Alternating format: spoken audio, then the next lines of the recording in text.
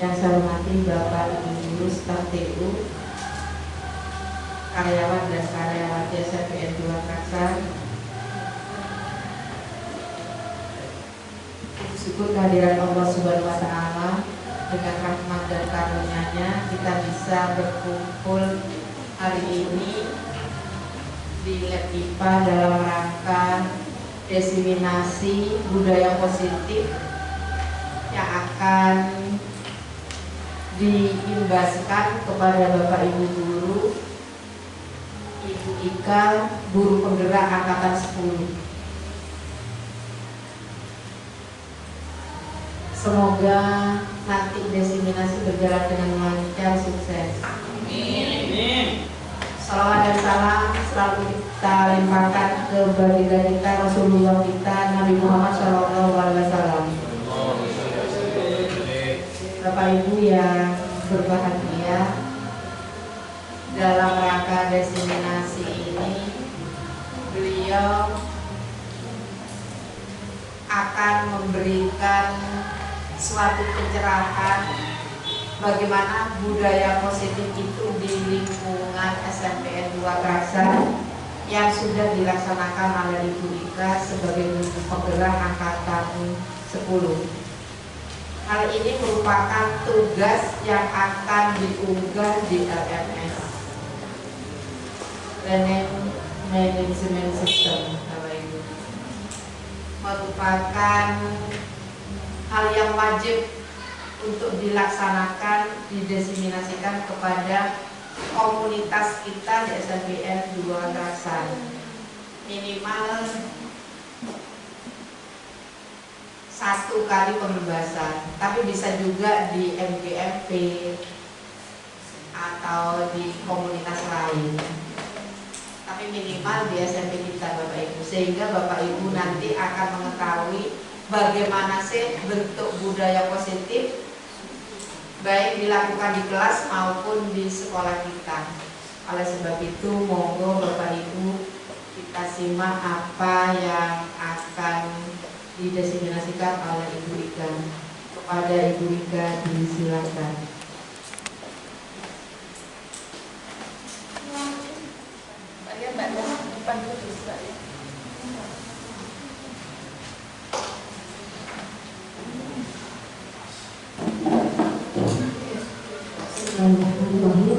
Assalamualaikum warahmatullahi wabarakatuh. Waalaikumsalam warahmatullahi wabarakatuh. Pertama-tama terima kasih Beliau sudah memberikan waktu dan tempat untuk saya bisa berbagi praktik dengan teman-teman di sini.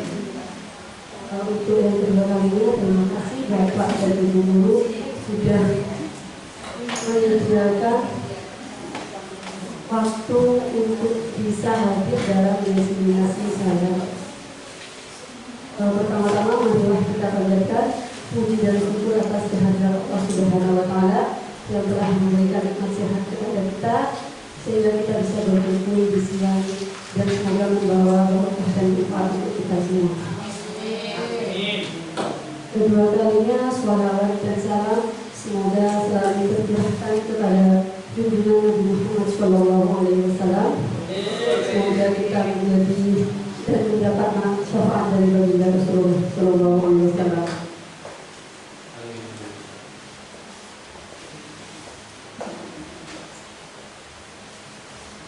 Sebelum diseminasi kita mulai, marilah kita berdoa terlebih dahulu.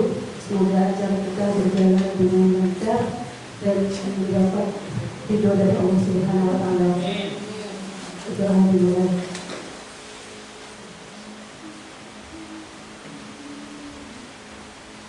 Selesai. Tujuan diseminasi saya Bapak Ibu adalah untuk berbagi praktik baik atau pemahaman saya dalam modul 1.1 budaya positif pendidikan guru penggerak angkatan 10. Di sini ada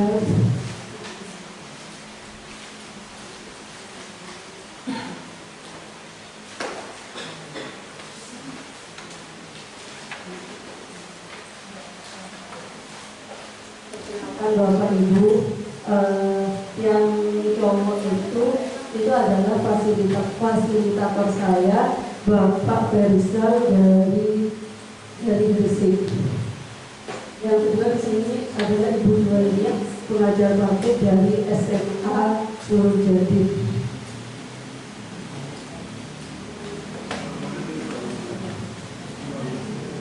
Ada beberapa hal yang ingin saya sampaikan dari pemahaman saya tentang budaya positif ini. Di sini ada 1 sampai 7 konsep inti. Yang pertama, perubahan paradigma belajar. Kedua, disiplin positif. Ketiga, motivasi perilaku manusia. Keempat, kebutuhan dasar manusia. Kelima, posisi kontrol restitusi. Keenam, keyakinan kelas. Dan ketujuh, segitiga restitusi. Sebelum masuk ke materi inti, izinkan saya berpantun Bapak Ibu biar tidak tegang. Bilang cakep, Jen. Cakep. Oh belum. Iya siap. Sarapan pagi dengan roti. Bersiap-siap pergi bekerja. Sebelum masuk ke materi inti, saya menyapa apa kabar Bapak Ibu semua.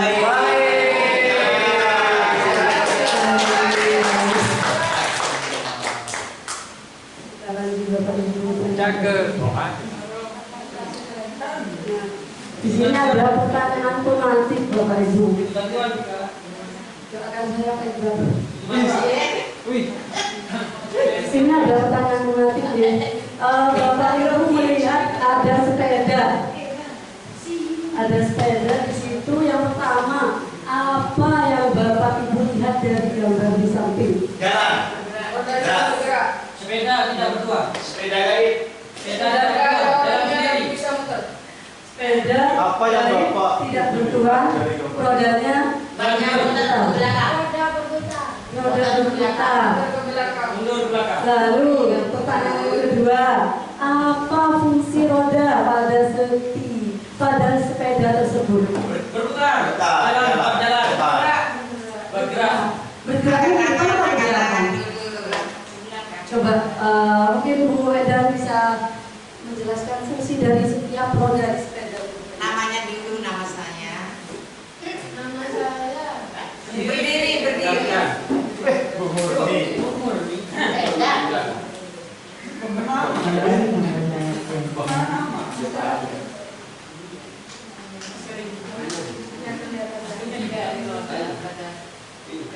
Cek. Yang keras. Menggerakkan. Menggerak. Dari sepeda ini bergerak.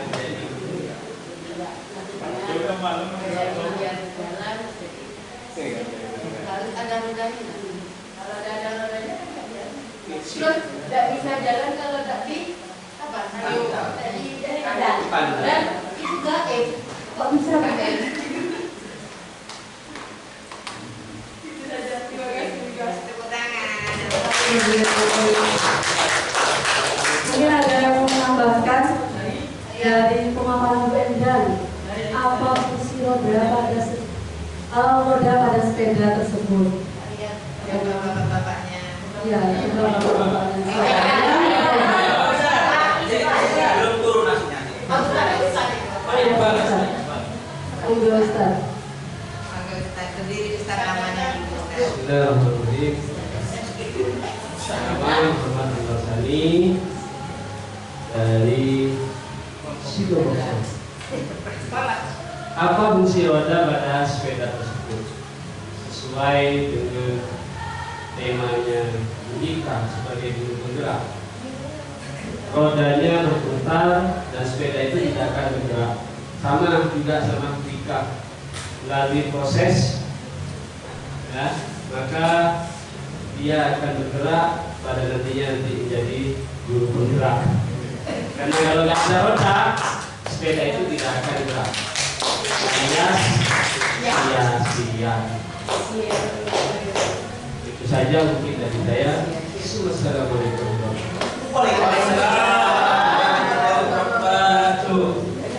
Terima kasih Pak Ustaz Hamid. Dan yang ketiga, kenapa roda pada setiap kendaraan itu harus berputar? Biar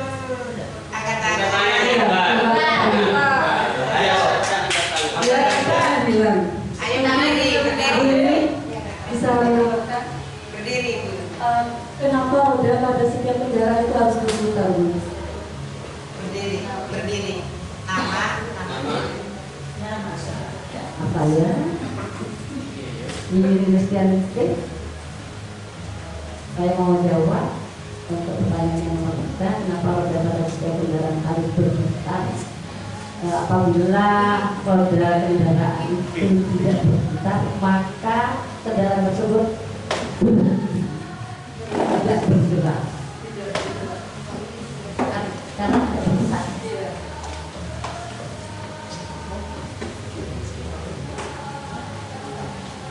Ya, memang harus ada. Kalau kita umpamakan menggunakan sepeda listrik, kita harus cek dulu. Begitu, Rika.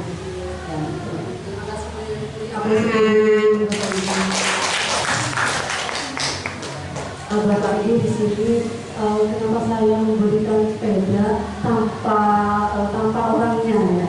Karena di sini saya ibaratkan sepeda itu adalah pendidikan kita. Pendidikan yang menggerakkan itu adalah kita semua, saya dan Bapak Ibu guru semua. Jadi roda di sini itu fungsinya kan berputar nih ya. Berputar itu, pendidikan itu tidak selamanya statis. Pendidikan itu dinamis, menyesuaikan dengan perkembangan zaman, sesuai dengan kata Bapak pendidikan kita. Bapak siapa Pak Bojan? Bapak Nadiem Makarim, Ki Hajar Dewantara.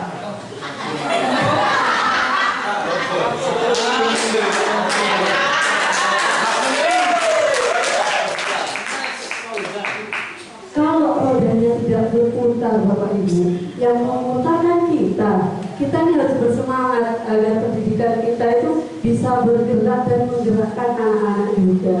Tidak hanya menggerakkan anak-anak, kita semua sama-sama bergerak. Jadi kalau tidak ada yang mau bergerak, rodanya tidak mungkin jalan. Jalannya kemana? Jalannya itu pasti ada tujuannya. Pendidikan kita itu ada tujuannya. Ada tujuan yang harus dicapai. Jadi kenapa sepeda itu saya ibaratkan dengan pendidikan yang rodanya harus berputar, dan yang naik itu siapa? Yang naik itu kita. Kita yang akan menggerakkan diri kita sendiri, teman kita dan murid kita. Begitu Bapak Ibu. Saya lanjut ya. Di sini perubahan paradigma belajar seperti sepeda tadi. Pembelajaran dengan paradigma baru merupakan metode pembelajaran yang dirancang dengan prinsip berdiferensiasi sesuai dengan profil pelajar Pancasila. Ini menurut Ki Hajar Dewantara, tujuan pendidikan kita adalah untuk menuntut kodrat yang ada pada anak-anak agar mereka dapat mencapai keselamatan dan kebahagiaan yang setinggi-tingginya, baik maupun sebagai manusia atau sebagai anggota masyarakat. Kodrat anak itu ada berapa katanya Ki Hajar Dewantara yang Bapak Ibu yang sudah menyelesaikan topik merdeka belajar yang mungkin sudah ada yang mendapatkan sertifikat. Ya, dari Dewantara menyebutkan kodrat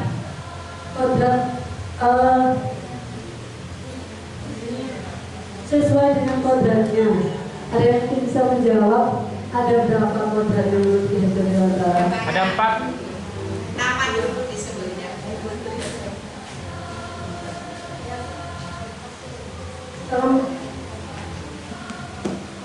sudah bunyi. Oke, ngomong aja. Assalamualaikum warahmatullahi wabarakatuh. Masalah pendidikan kita Bapak Kiai dan Diwakilkan itu mempunyai dua kodrat. Menuntun sebagai kodrat yang pertama adalah kodrat alam, yang kedua adalah kodrat zaman. Saya yakin dan percaya bahwa Bapak Ibu lebih paham tentang kodrat alam dan kodrat zaman. Ketika Bapak dan Ibu sudah memahami tentang ketika belajar yang ada di PNN. Terima kasih. Tepuk tangan. Jadi kodrat anak itu ada dua, kodrat alam dan kodrat zaman. Karena zamannya saya dengan anak sekarang itu pasti berbeda. Maka dari itu pendidikan itu bersifat dinamis. Lalu kodrat zaman. Karena kalau zamannya saya belum ada yang namanya HP. Jadi kita kira sekarang itu ada di era teknologi yang sangat canggih dan anak-anak tidak terlepas dari HP. Bagaimana sekiranya HP itu bisa bermanfaat untuk pembelajaran anak-anak sesuai prinsip diferensiasi. Misalkan boleh menggunakan aplikasi Kahoot, Quizizz dan lain sebagainya agar bisa digunakan oleh anak sesuai dengan kodrat zamannya.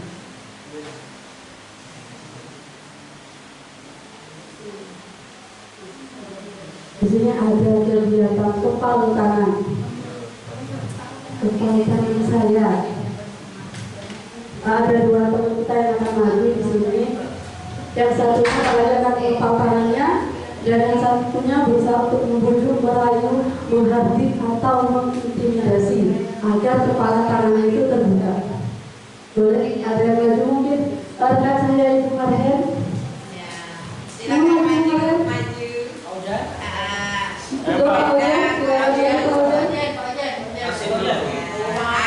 Ayo Pak Fauzan. Bermain. Langsung dipukul. Kemarin silakan ditukar tangannya keras mungkin. Nah, dan Pak Fauzan di sini adalah membujuk, boleh dibujuk, dirayu, diintimidasi, dihardik.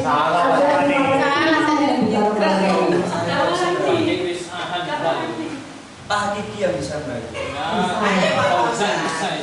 Pak Fauzan merayu supaya membuka tangannya. Boleh dirayu, boleh dibujuk, apapun sekiranya Fauzan itu mau. Bisa merayu dulu Mas. Jadinya ini. Saya tidak bisa ngerayu. Ayo dengan omongan. Tolong tanya. Gitu ya. Terus. Kamu tidak menggunakannya. Ini ada ularnya. Bukan kita tahu kape. Pola ular. Tolong. Tak bisa. Saya tidak bisa, mungkin dengan cara lain. Kekerasan. Tidak bisa lagi caranya. Boleh diancam mengabarnya. Kamu gak bijak, kamu bijak. Yang mesra. Hakiki diterus. Dapat S lagi. Dimarahi. Nanti kalau bisa juga nanti saya kasih es. Pakai es, saya bayar kontan. Pakai es. Es brewok. Tidak bisa ya? Tidak bisa. Jadi Pak Fauzan tidak bisa membuka tangannya Bu Marhen. Intinya siapa sebenarnya yang mengontrol tangan Bu Marhen itu siapa? Suaminya. Jadi Pak Fauzan di sini meskipun merayu, membujuk, memarahi Bu Marhen, tetap Bu Marhen tidak membuka tangannya. Nah, yang mengontrol tangan Bu Marhen adalah Bu Marhen sendiri, bukan Pak Fauzan dan bukan pula orang lain. Tepuk tangan untuk Bu Marhen dan Pak Fauzan. Terima kasih.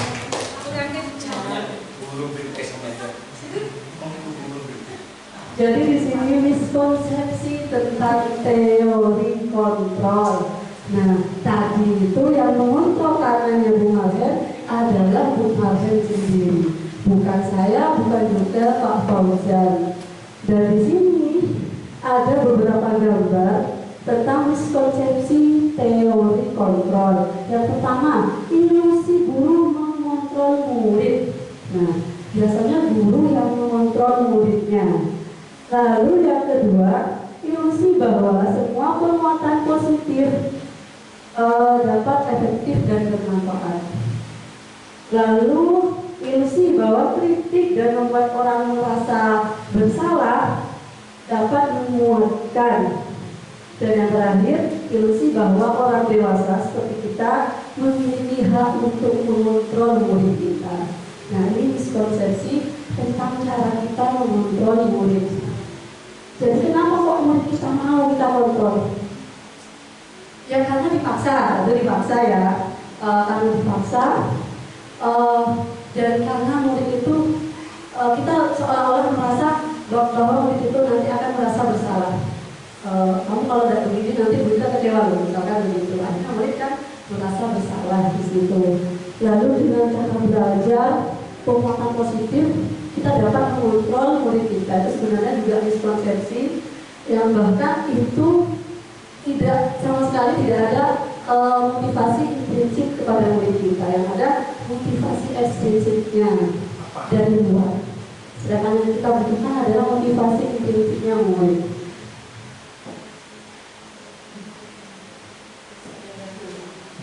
Perubahan paradigma stimulus respon dan teori kontrol atau teori pilihan. Di sini yang stimulus respon, kita mencoba mengubah agar pandangan sama dengan kita, seperti Bu Marhen tadi. Pak Fauzan mengatakan, Bu Marhen buka dong tangannya, nanti tak berikan tes. Nah, seolah-olah Bu Marhen itu juga punya hobinya juga minum es. Kayaknya tadi kita dengan minuman es. Namun di teori kontrol kita berusaha untuk memahami pandangan orang lain tentang dunia. Pak Fauzan harus lebih memahami bagaimana Bung Marhen bisa mengontrol dirinya tanpa harus dipaksa orang lain, karena kita semua punya privasi. Jadi di situ kita diharuskan untuk berusaha memahami pandangan orang lain. Berperilaku buruk dilihat sebagai suatu kesalahan. Nah, untuk dari kontrolnya, semua perilaku memiliki tujuan. Semua perilaku memiliki tujuan. Bagaimana dengan perilaku murid sama? Murid itu berperilaku demikian ada tujuannya. Nanti kita bahas di slide selanjutnya. Nah, orang lain bisa mengontrol saya. Ini pada stimulus respon. Padahal pada teori kontrolnya, Anda tidak bisa mengontrol orang lain. Saya tidak bisa mengontrol Anda pun tidak bisa mengontrol saya.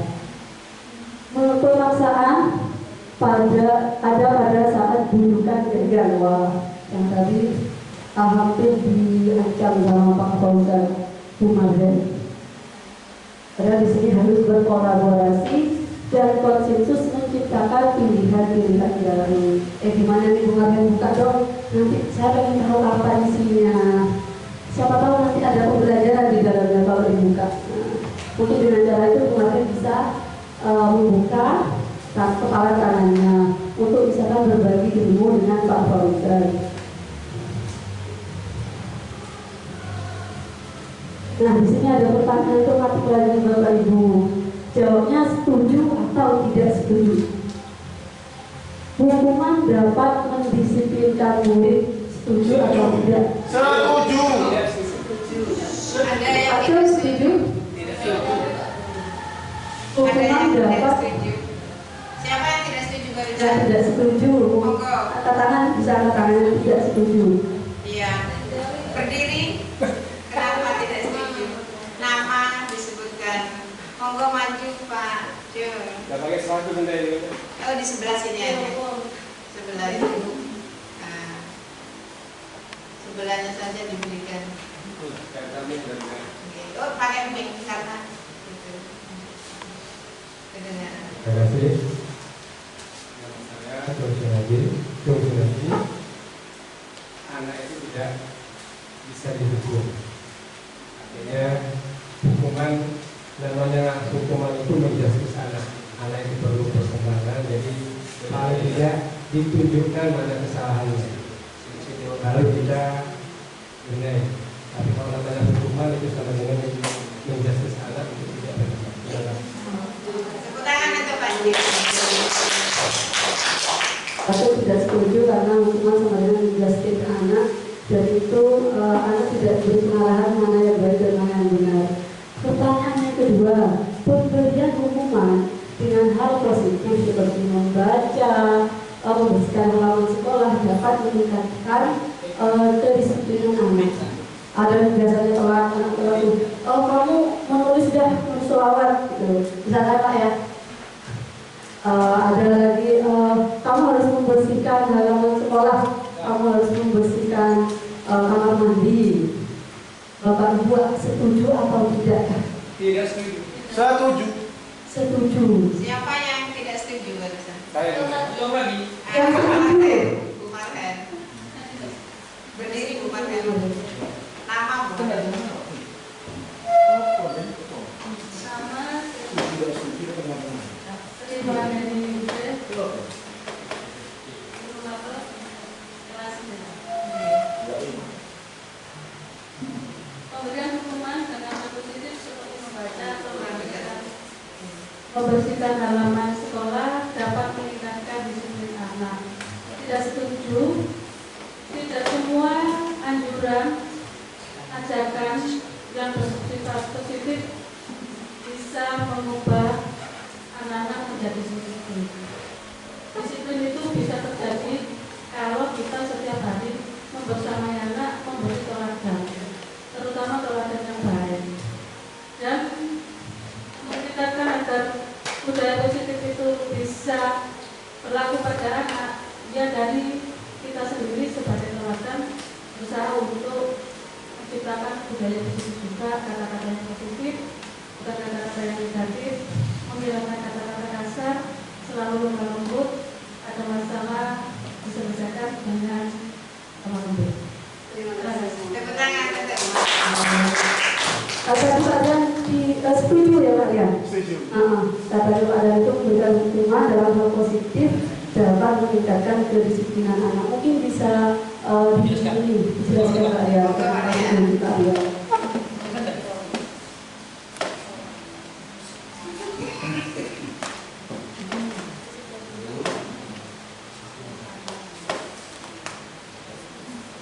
Assalamualaikum warahmatullahi wabarakatuh. Waalaikumsalam warahmatullahi wabarakatuh. Nama saya Wahyu Widianto, asal dari Kota Kerasan.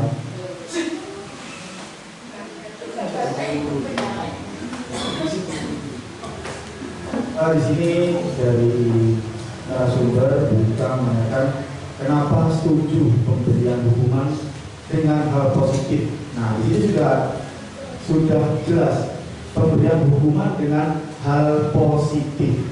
Nah, itu kita bisa simpulkan bahwa hukuman tersebut tidak berbentuk yang negatif. Jadi saya mengapa mengajukan setuju karena di situ sudah tertera hal yang positif. Terima kasih. Pertanyaan terakhir, setuju atau tidakkah beri penghargaan dapat meningkatkan motivasi belajar anak? Setuju? Coba bagi alasannya kenapa setuju? Berdiri. Warahmatullahi wabarakatuh. Waalaikumsalam.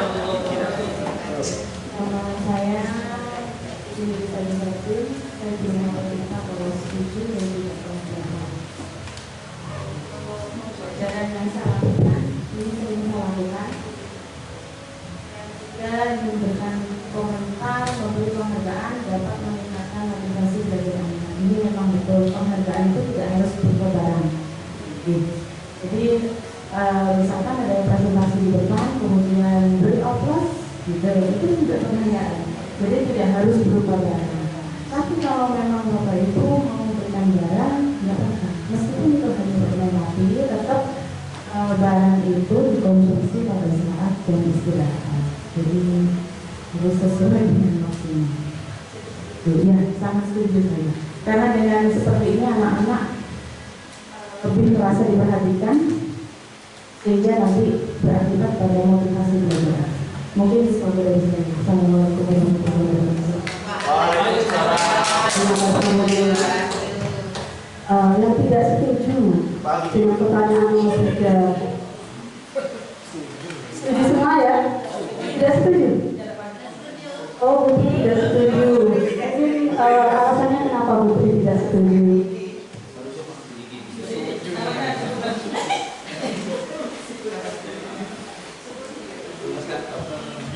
Alasan saya mengapa saya tidak setuju memberi penghargaan untuk meningkatkan motivasi belajar anak. Alasannya adalah kalau kita sering-sering melakukan atau memberi penghargaan pada anak, terutama penghargaan yang berupa barang, maka anak-anak itu akan termotivasi belajar karena mempunyai tujuan tertentu. Jadi hanya bersifat sementara. Seharusnya kita sebagai seorang guru itu harus bisa menyadarkan anak akan betapa pentingnya untuk belajar. Nah, cara-cara yang harus dilakukan harus misalnya dengan mengadakan pendekatan kepada anak. Pendekatan kepada anak itu banyak sekali macamnya. Nah, Bapak Ibu, saya yakin sudah mempelajarinya di PMN. Terima kasih.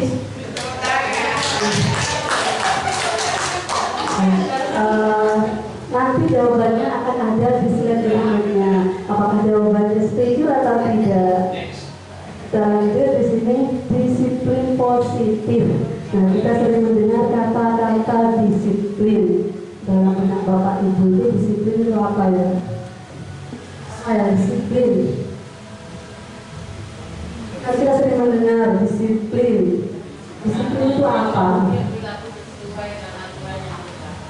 Perilaku sesuai dengan aturan yang berlaku. Di sini terkadang kita melakukan sesuatu hanya untuk menghindari rasa sakit atau ketidaknyamanan, dan terkadang kita juga melakukan sesuatu untuk mendapatkan apa yang kita inginkan. Katanya disiplin itu yang kita lakukan, perilaku kita ya. Berarti yang kita lakukan itu hanya ada 3 alasan: untuk menghindari ketidaknyamanan, untuk menghindari rasa sakit, dan untuk tujuan tertentu.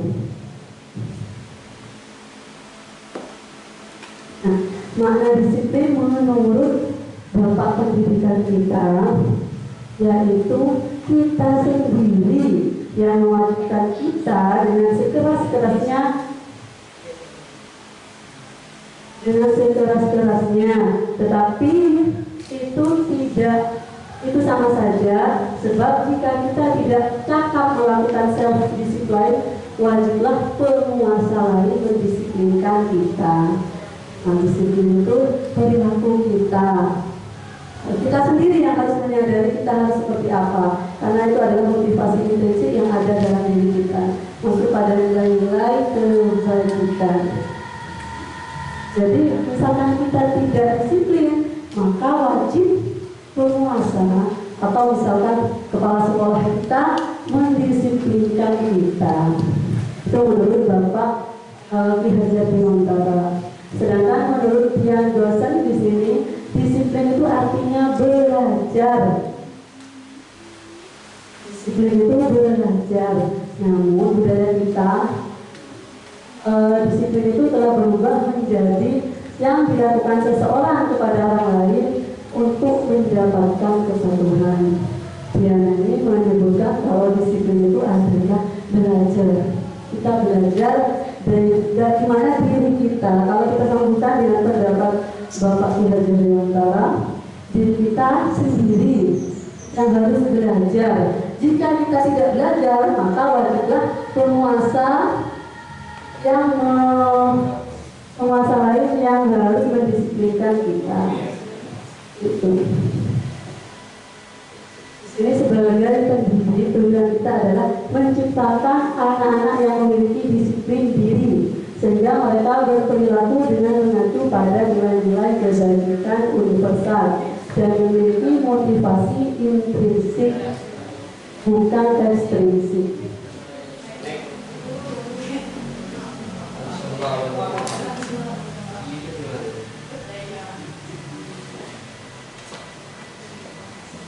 di sini disiplin positif. Ini sesuai materinya di sini. Makna disiplin, teori, motivasi, 5 posisi kontrol, 5 kebutuhan dasar manusia, keyakinan kelas, dan segitiga restitusi. Ada pertanyaan kembali lagi, mungkin satu aja. Yang pertama, sebagai seorang guru, saat Bapak dan Ibu berhadir mengajar di kelas tepat waktu, motivasi apa yang mendasari tindakan Bapak Ibu? Ya, ketika Bapak Ibu hadir di kelas tepat waktu, motivasi apa yang mendasari tindakan Bapak Ibu? Tanggung jawab. Karena tanggung jawab ya. Disiplin, amanah.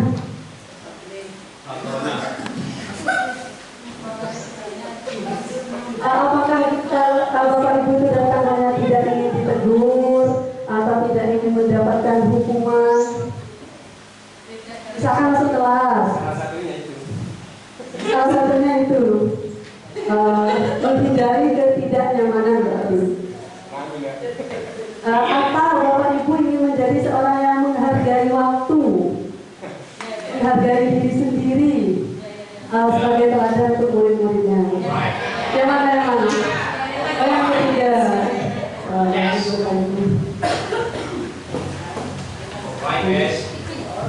Yang kita lakukan itu ada motivasi di dalamnya, ada motivasi intrinsik dan ekstrinsik atau eksternal. Nah, ini untuk menghindari ketidaknyamanan, itu masuk motivasi ekstrinsik, karena ada aturan yang mengikat kita, sehingga kita rasa tidak nyaman dan rasa takut dihukum. Lalu untuk mendapatkan imbalan, itu juga motivasi ekstrinsik, bukan dari kita sendiri. Yang terakhir untuk menghargai diri sendiri. Nah, ini motivasi internal yang ada dalam diri kita, bukan karena orang lain kita melakukan sesuatu yang positif, tapi karena kita sendiri. Alasannya karena kita sendiri ingin menghargai diri kita dan diteladani oleh murid-murid kita. Nah, ada perbedaan hukuman dan konsekuensi. Hukuman itu sesuatu yang menyakitkan. Konsekuensi itu sesuatu yang harus terjadi, membuat anak sakit baik secara fisik maupun hati untuk jangka waktu lama, membuat anak merasa tidak nyaman dalam jangka waktu yang pendek. Anak membenci kedisiplinan, ketika dihukum anak membenci kedisiplinan. Konsekuensi anak menghargai disiplin. Nah, hukuman itu memaksa.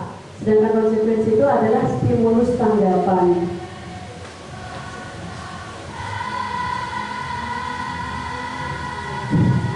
Ini tindakan kita Bapak Ibu. Mencatat 100 kali di buku kalimat saya tidak akan terlambat. Karena anak tersebut terlambat ke sekolah. Hukuman atau konsekuensi? Hukuman, konsekuensi. Pak Tari memiliki lapangan basket 2 kali karena terlambat hadir ke sekolah. Hukuman. Minta anak untuk push up 15 kali karena tidak menggunakan masker ke sekolah. Hukuman. Menggantikan kertas tugas teman yang telah dicoret-coret. Membersihkan tumpahan air di meja tulis karena tersenggol. Konsekuensi. Murid disuruh untuk mengenakan sepatu harian di sekolah karena tidak menggunakan sepatu hitam.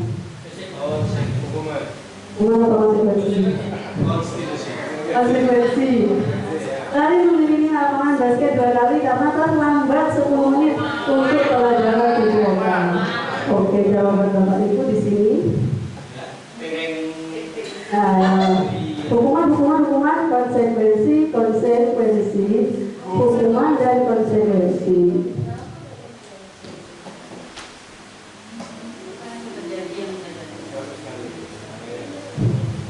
Dihukum oleh penghargaan. Seperti kata Bu Putri tadi itu penghargaan yang bisa menghukum kita. Misalkan, nah kalau kamu nanti foto, nanti nilainya tinggi loh dari Bu Ika, misalkan begitu. Sebenarnya anak ketika maju itu, anak itu dia sebenarnya dihukum oleh penghargaan karena dia maju bukan dari diri dia sendiri, bukan atas dasar tanggung jawab dia, motivasi dalam diri anak tersebut, sehingga dikatakan dihukum oleh penghargaan. Penghargaan berlaku sama dengan hukuman, dalam arti meminta atau membujuk seseorang melakukan sesuatu untuk memenuhi suatu tujuan tertentu dari orang yang diminta atau yang dibujuk. Ini bisa terjadi pada anak kita ketika di rumah. Kita sering memberikan hukuman, namun berupa penghargaan kepada anak kita. Begitu kan Bu Dini? Ya. Pak Iqbal sering. Nah, dihukum oleh penghargaan karena kita itu agar anak itu misalkan maju, anak itu mau berperilaku lebih baik lagi, syaratnya nanti nilainya bagus loh, nanti naik kelas loh, itu sebenarnya akan menurunkan kualitas anak. Penghargaan mematikan kreatif, akhirnya anak itu ketergantungan atau tergantung kepada gurunya atau kepada orang tuanya karena selalu diberi penghargaan, namun bukan atas minat si anak tersebut. Penghargaan mengurangi motivasi intrinsik. Nah, di sini motivasi dalam dirinya itu tidak ada, karena yang selalu kita butuhkan adalah motivasi ekstrinsik. Nanti nilainya besar loh, nanti akan naik kelas. Kalau kamu begini, kamu akan naik kelas. Begitu pun ke anak kita, enak belajar lah. Nanti kalau belajar nilainya bagus, mama belikan sepatu, mama belikan tas yang diminta, seperti itu. Itu sebenarnya dihukum oleh penghargaan. Itu motivasinya tidak dalam diri anak sendiri, melainkan dari orang lain. Bentuk program kebajikan. Nah, apresiasi yang kita lakukan bisa kita lakukan secara khusus, pengakuan secara pribadi, beri pengakuan kepada semua murid, beri pengakuan secara konsisten, serta fokus pada proses. Nah, ketika kita di kelas, satu anak saja yang selalu kita hargai, selalu kita beri aplaus, karena anak itu saja yang menurut kita yang paling aktif di kelas. Nah, itu malah hukuman yang membuat merusak hubungan antar temannya. Akhirnya anak itu ada rasa iri kepada temannya yang lain.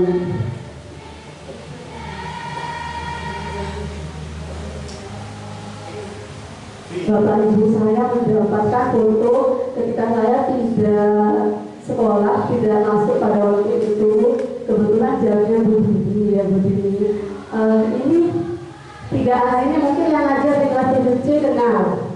Alasannya dari bunyi itu anak tersebut keluar kelas, dan keluar kelas waktunya lama sekali sampai masih dicari sama teman-temannya. Alasannya keluar sebentar, lama anak bertiga. Di sini masuk pada kebutuhan dasar manusia. Kebutuhan dasar manusia itu ada 5, Bapak Ibu. Ada penguasaan, kasih sayang, kebebasan, kesenangan, dan bertahan hidup. Menurut kalau saya tanya begitu dulu, anak 3 anak ini masuk pada kebutuhan yang mana? Kasih sayang. Kasih sayang. Ya. Kemarin dikasih hukuman apa ini Bu Dini?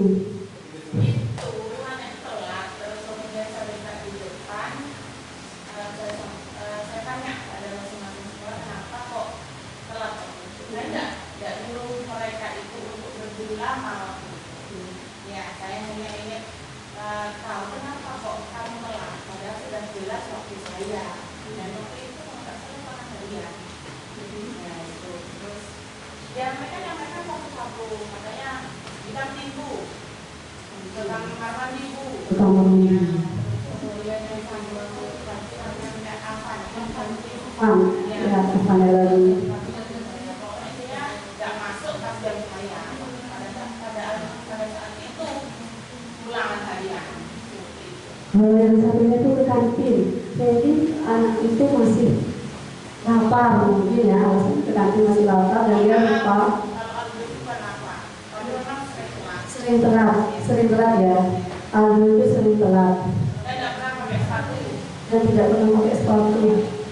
Saya juga menerima laporan Bapak Ibu bahwa yang pernah itu memang Aldo.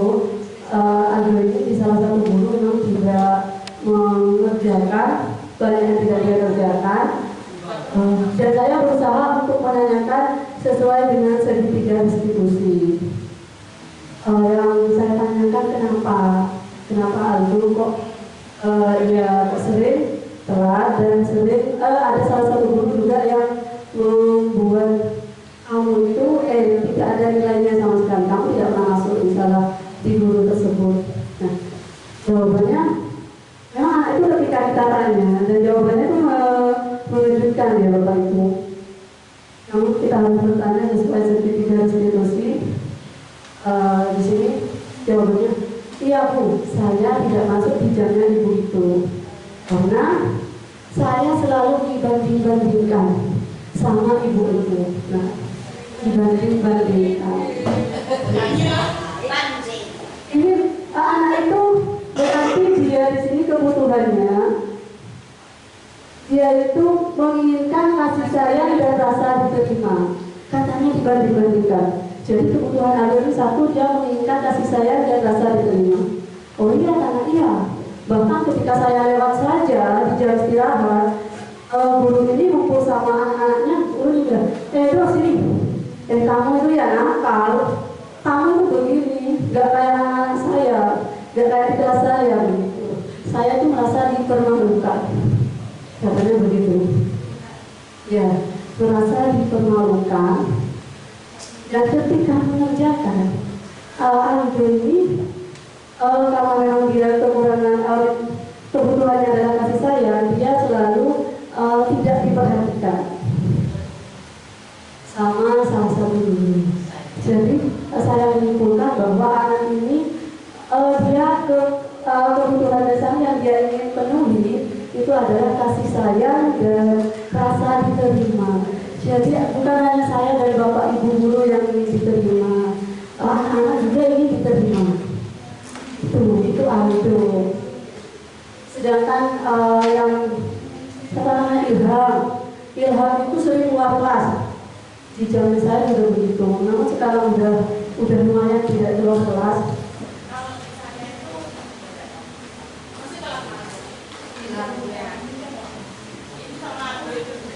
Ya, mesti keluar masuk. Jadi saya menyimpulkan bahwa di jamnya Bu Dini itu selain dia membutuhkan kasih sayang, dia itu membutuhkan kebebasan. Jadi dia menginginkan kebebasan. Mungkin nanti kita bisa modifikasi lagi kebebasan yang kita bagi. Kebebasan yang harus positif dari guru.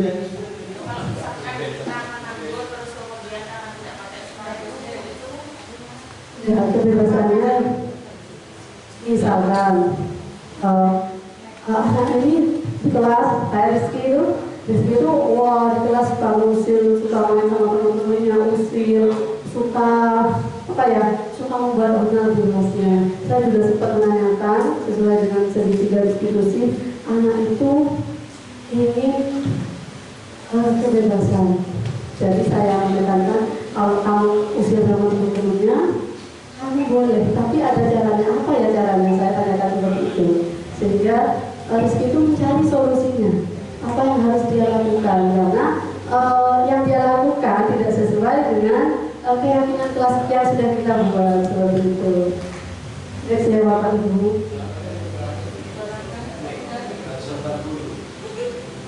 Posisi kontrol restitusi ada 5 yang bisa diterapkan baik sebagai kita seorang guru, orang tua, ataupun atasan.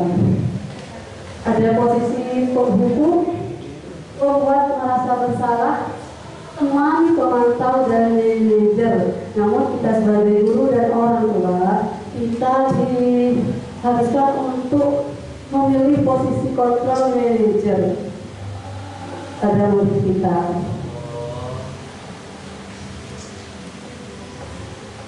Karena di sini yang hukum di sini guru menghardik kamu tidak melakukan yang beri kami perintah, misalkan begitu. Oh sekalian, nah, itu menghardik, lalu membuat merasa bersalah.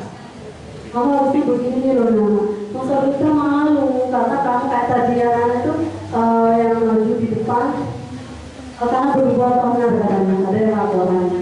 Nah, kalau kata-katanya kamu itu harusnya begini, ibu malu itu masuk di membuat anak kita merasa bersalah. Hasilnya bagaimana? Hasilnya itu anak akan menyembunyikan atau menyangkal kebohongannya. Sedangkan yang penghukum, anak itu akan berontak dan menyalahkan orang lain, serta berbohong. Ini kalau penghukuman. Kalau teman, ayolah lakukan demi ibu. Nah, ini kata-katanya. Anak itu akan hasilnya akan ketergantungan. Sedangkan pemantau, kita itu apa peraturannya, maksudnya enggak dengan peraturannya. Seperti itu kata-katanya. Dan anak itu hasilnya menyesuaikan diri apabila diawasi. Nah, yang terakhir nih, manajer mengajukan pertanyaan-pertanyaan. Apa yang kita yakini, apa yang bisa kita kerjakan untuk memperbaiki masalah ini. Nah, di sini hasilnya adalah menguatkan anak.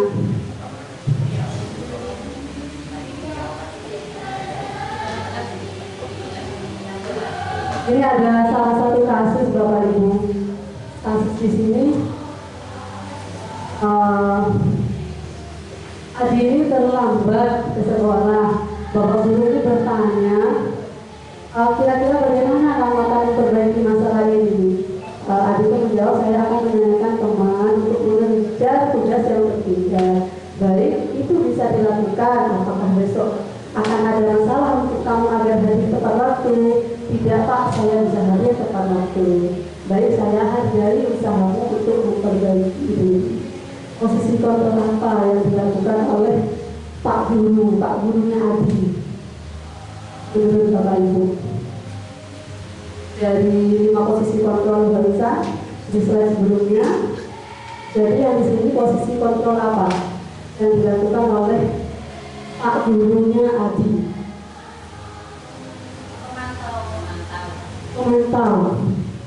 Memantau, gitu. Ada yang lain jawabannya? Memantau, penghukum, teman,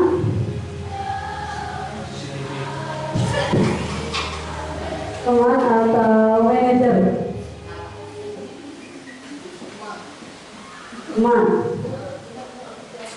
Jadi di sini Bapak Guru Adi, Bapak Gurunya si Adi ini sedang memposisikan diri sebagai manajer karena dia tidak menghardik seperti penghukum tadi, tidak pula sebagai temannya dan juga tidak sebagai jadi Pak Guru ini menggunakan posisi kontrol manajer.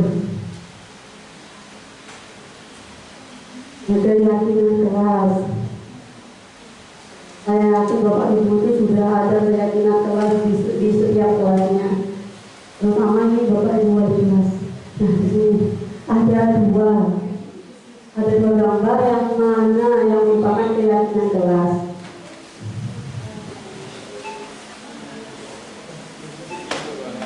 Sama-sama kesepakatan kelas. Yang mana yang merupakan keyakinan keras? Yang ini Pak ya? Oh yang itu. Kenapa Pak kok yang timur Ustaz? Karena terakhir tertib. Kayak rukun wudhu kalau terakhir tidak tertib. Karena ada kata-kata tertib di bagian kalimat terakhir. Yang Bapak Ibu guru yang lain mungkin yang mana yang merupakan keyakinan kelas?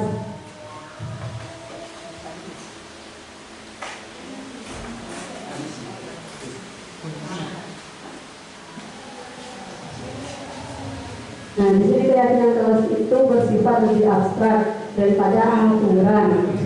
Keyakinan kelas senantiasa dibuat dalam bentuk positif. Keyakinan kelas juga tidak terlalu banyak dan dapat diterapkan dalam lingkungan kelas, dan pembuatannya melibatkan anak-anak. Jadi yang ini ya, ini keyakinan kelas menurut Ustaz Anwar Sani. Nah, keyakinan kelas itu berasal dari nilai-nilai kebajikan yang ada dalam diri kita. Nah, ini ada tabel T dan Y. Nah, yang Y itu terdengar, terlihat, dan berperilaku. Sedangkan tabel T, hormat, tampak seperti dan tidak tampak seperti.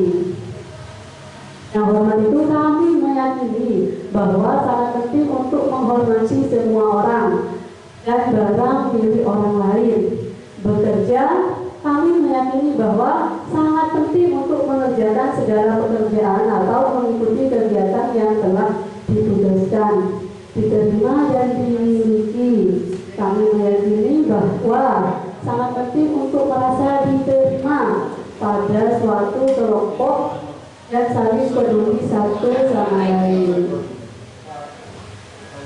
Nah, di sini Bapak Ibu, yang terdengar di situ, saat orang berbicara, yuk saya bantu, kita bisa selesaikan ini bersama. Terlihat di sini berempati, memegang barang orang lain hanya untuk mendengarkan atau melihat lalu dikembalikan. Sedangkan dalam berperilaku, tersenyum ramah, memberikan salam, memberikan ruang pekerja, atau dalam mengerjakan tugas anak-anak, postur tubuh yang tenang. Nah, selalu mengembalikan buku ke tempatnya. Ini keyakinan kelas yang bagaimana?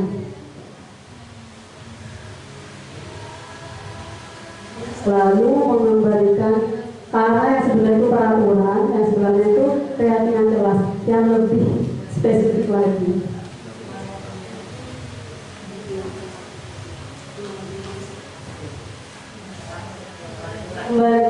Selalu mengembalikan buku ke tempatnya.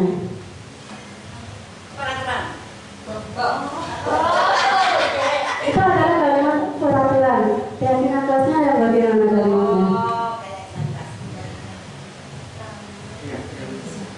Dilarang mengganggu orang lain. Berarti keyakinan kelasnya yang bagaimana? Kami menghormati satu sama lain. Ini seperti itu. Selalu kembalikan buku ke tempatnya. Kami bertanggung jawab. Itu. Jadi di sini jawabannya. Nah, tanggung jawab menghormati orang lain, dan komitmen ketika peraturan dan keyakinan itu berbeda. Dilarang melakukan kekerasan, keselamatan, dan atau menghormati orang lain. Menggunakan narkoba berarti kesehatan. Bergantian atau menunggu giliran, ini menghormati orang lain. Dan sebagainya. Jadi ini bedanya peraturan dan keyakinan kelas.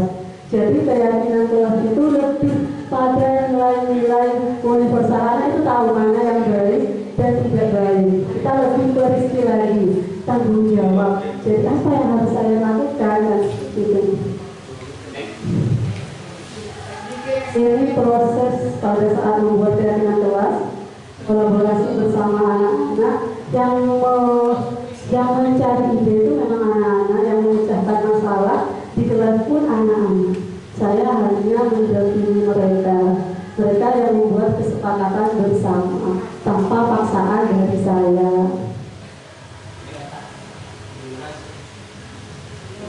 Segitiga restitusi. Segitiga restitusi itu memperbaiki kesalahan murid sehingga mereka kembali kepada kelompoknya dengan karakter yang lebih kuat. Dengan restitusi itu juga proses kolaboratif yang mengajak murid untuk mencari solusi yang seperti tadi masalahnya Aldo dengan Rizky itu menggunakan segitiga restitusi seperti ini Bapak Ibu, menstabilkan identitas, validasi kebutuhan dan menanyakan keyakinan.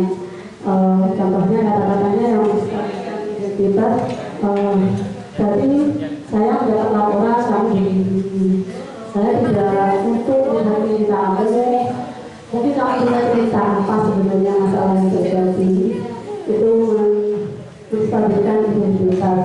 Lalu ketika anak itu menjawab, oh saya begini karena saya tidak dihargai, itu.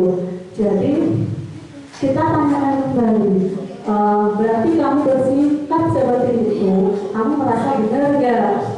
Karena nanti anak itu juga akan menjawab, benar gak ya? Mereka akan menjawab bahwa salah. Oh ternyata kamu salah bersikap seperti itu, salah. Lalu kita menanyakan solusinya agar anak itu berperilaku lebih baik lagi. Yang mencari solusi siapa? Anak itu memecahkan masalahnya sendiri. Dia menemukan masalahnya di mana, dia mencari solusinya atas apa yang sudah dia lakukan. Dan kita sebagai guru, kita menanyakan kembali keyakinan kelas yang sudah dibuat. Keyakinan sekolah kita apa nak? Kamu yang kamu lakukan itu sudah sesuai keyakinan kelas enggak? Yang sudah kamu lakukan apakah sudah sesuai dengan keyakinan sekolah?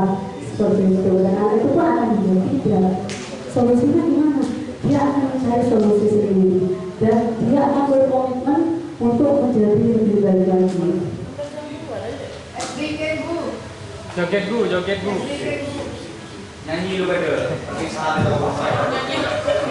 Perpisahan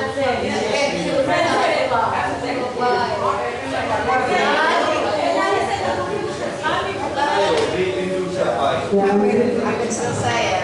Iya. Iya, saya lanjutkan. Di sini ada langsung yang teori kontrol dalam melakukan segitiga restitusi.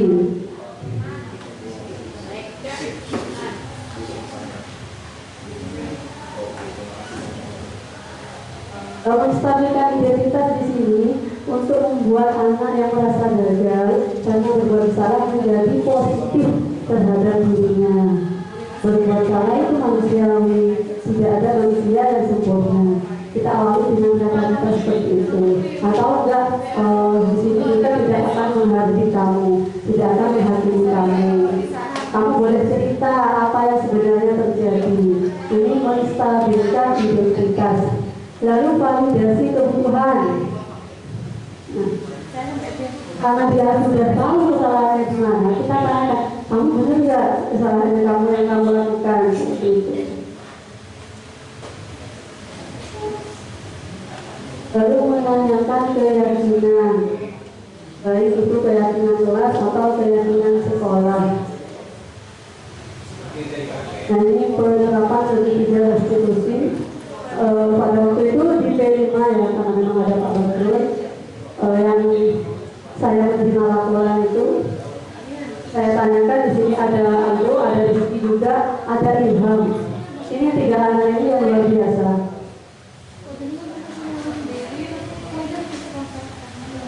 Nah, ini adalah budaya positif yang ada di lingkungan SMP Negeri 2 Pasaan. Ini hanya beberapa, banyak sekali budaya positif yang ada di SMP Negeri 2 Pasaan.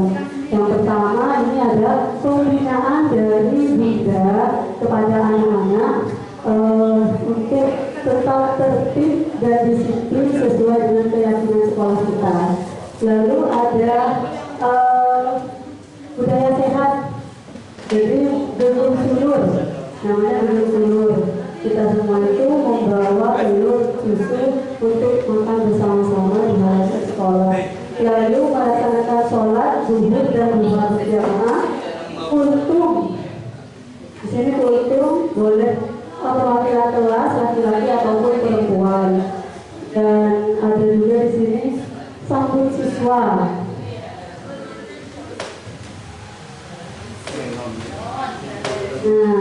Bapak Ibu, kita sampai pada sesi refleksi.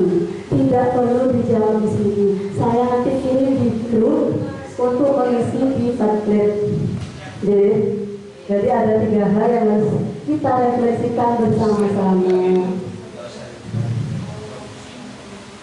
Nah, di sini ada juga enggak kelihatan ya. Nanti saya taruh juga ini di Padlet dan kita jawab bersama-sama Bapak Ibu. Dari beberapa yang sudah saya sampaikan.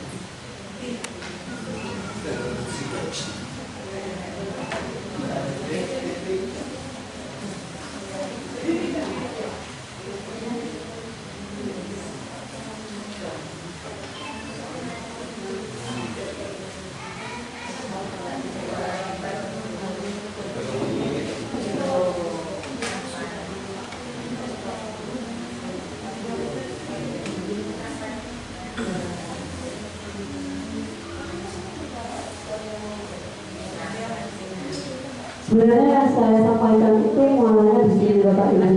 Ini kesimpulannya.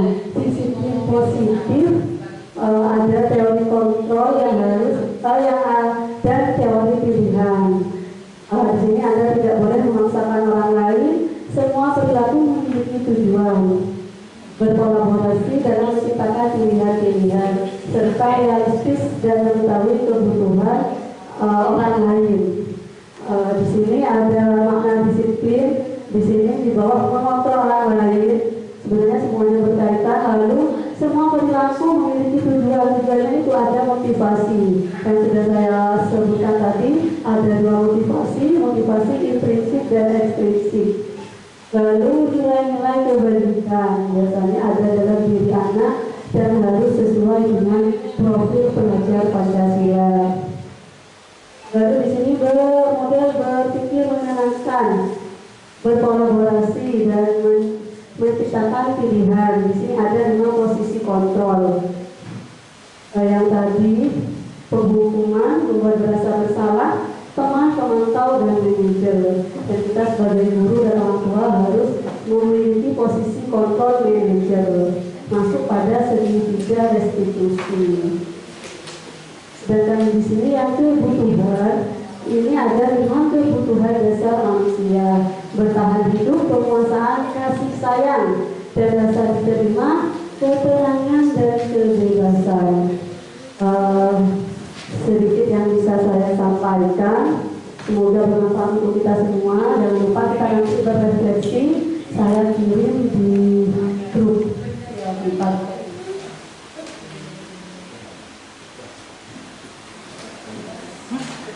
Sebelum ditutup ya, saya berpantun lagi Bapak Ibu.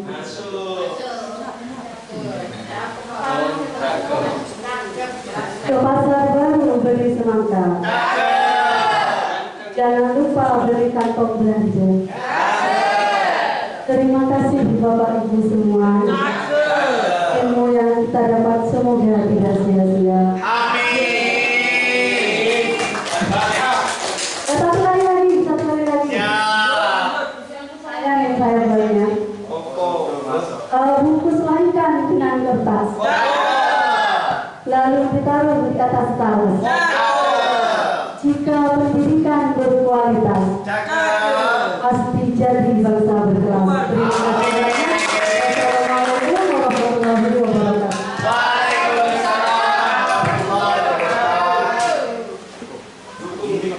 Alhamdulillah.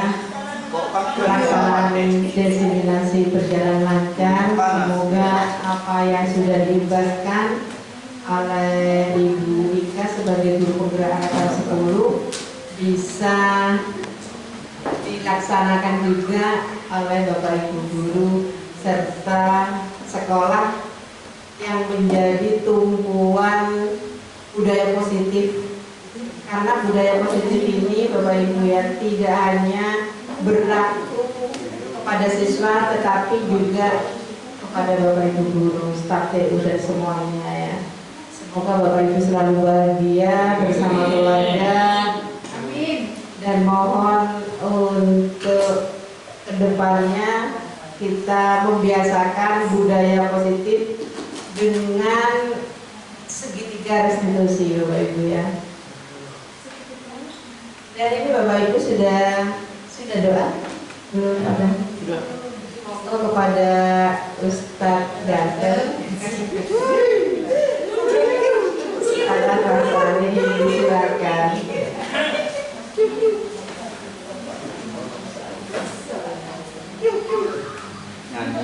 Bismillahirrahmanirrahim.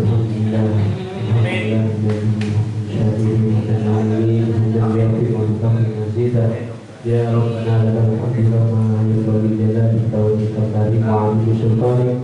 Allahumma shalli wa sallim ala sayyidina Muhammadin al-Fatih lima ughliqa wal khatim lima sabaqa nasril haqqi bil haqqi wal hadi ila siratal mustaqim wa ala al-haqqa qadrihi wa miqdarihi. Allahumma ij'al ilman nafi'an wa rizqan halalan wa 'amalan mutaqabbalan wa 'amalan mutaqabbalan wa 'amalan mutaqabbalan bi rahmatika ya arhamar rahimin. Allahumma ij'al jam'ana hadza jam'an marhuma. Allahumma ij'al jam'ana hadza jam'an mubarakah. Allahumma ij'al jam'ana hadza manfa'atan fid dini dunya wal akhirah bi rahmatika ya arhamar rahimin. Rabbana atina fid dunya hasanah wa fil akhirati hasanah wa qina adzabannar. Wa qina al-jannata ma'al abrar ya aziz ya rabbal alamin. Wa sallallahu ala sayyidina Muhammadin wa ala alihi wa sahbihi wasallam. Alhamdulillahi rabbil alamin. Rabbana taqabbal minna bi du'a'i asraril Fatihah. Ya na'budu wa iyyaka nasta'in.